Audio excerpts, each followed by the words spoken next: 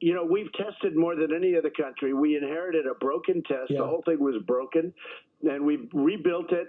And, you know, this, I wish it was done before. And I'm not even blaming anybody. Nobody could have predicted something like this.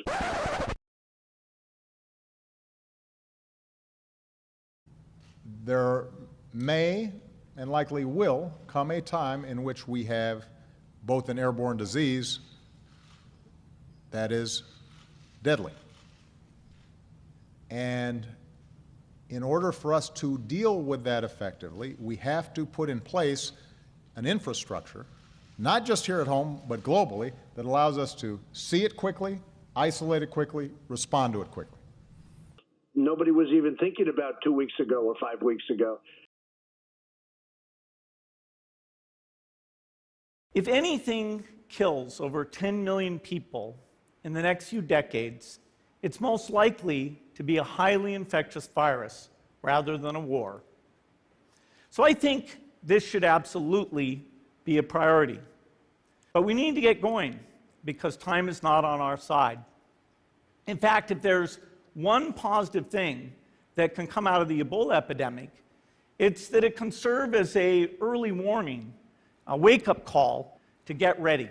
But it's an unforeseen problem, not a problem. Came out of nowhere.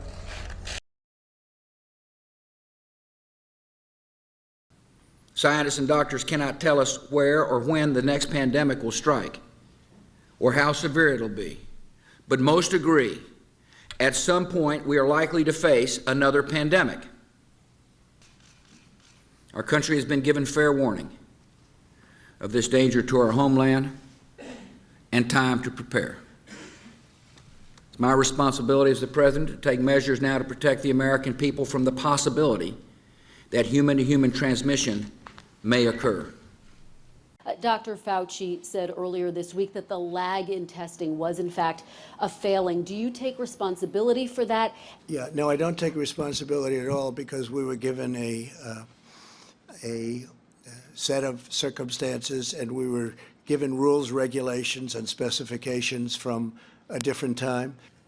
Now, let me say that it was not my preference, believe it or not, to launch my administration by passing the largest economic recovery plan in the nation's history, or to face crises in the financial market and the automobile industry. It was not ideal to take office in the midst of the worst job and growth numbers in decades, particularly since we're still in the midst of 2 wars. But that's the duty I signed on for. And although my administration did not create these problems, it's not only my responsibility, but my extraordinary privilege to help solve them. It's my job to address every challenge that may threaten the strength and vitality of our families, our businesses, and our entire nation, now and in the future. Mr. President, the other day you said that you were not responsible for the testing shortfall. Very simple question. Does the buck stop with you? And on a scale of 1 to 10, how would you rate your response to this crisis? I'd rate it a 10.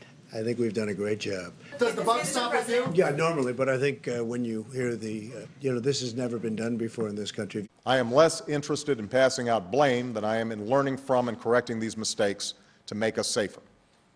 For ultimately, the buck stops with me. As President, I have a solemn responsibility to protect our nation and our people. And when the system fails, it is my responsibility. Seasonal flu is extremely dangerous for some. People whose immune systems have been weakened by age or illness. But it is not usually life-threatening for most healthy people. Pandemic flu is another matter. I mean, view this the same as the flu. I really think, Doctor, you want to treat this like you treat the flu, right? And, it's going to be fine. Our strategy is designed to meet 3 critical goals.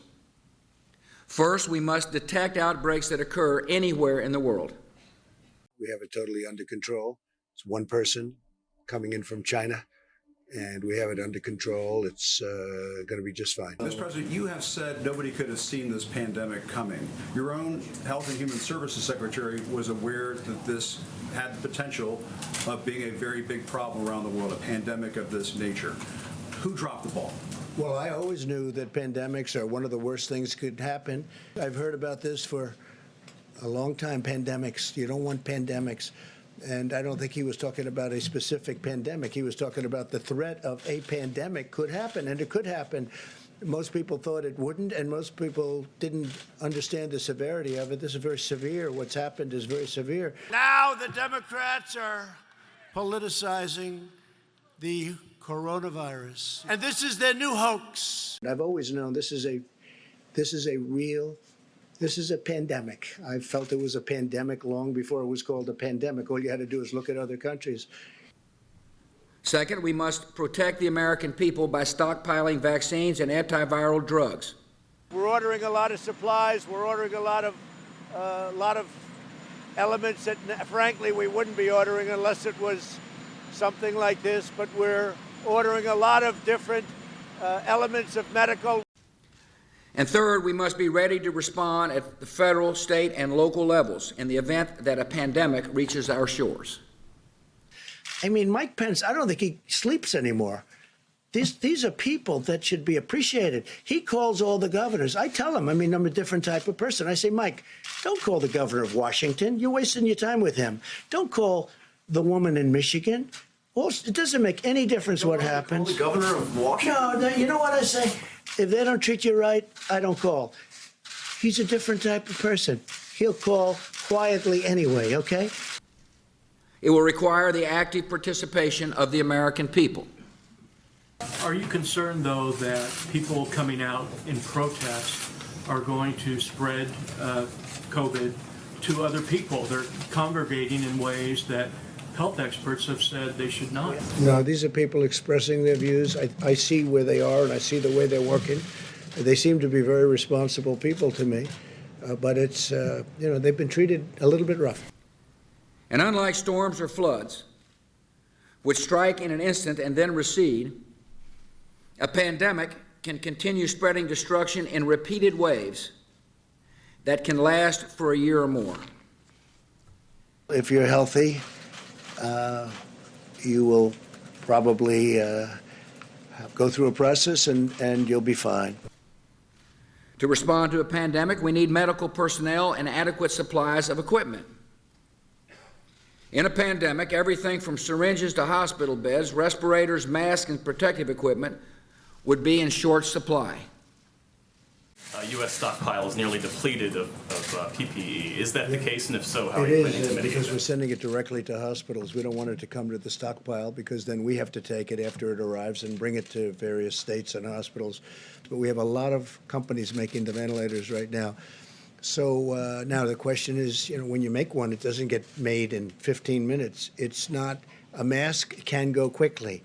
A ventilator takes time to build. It's very, very, as we discussed, it's complex, it's big, it's expensive, et cetera. But we'll be able to move. We have great flexibility, John. It is vital that our nation discuss and address the threat of pandemic flu now.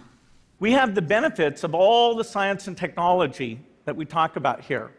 We have advances in biology that should dramatically change the turnaround time to look at a pathogen and be able to make drugs and vaccines that fit for that pathogen.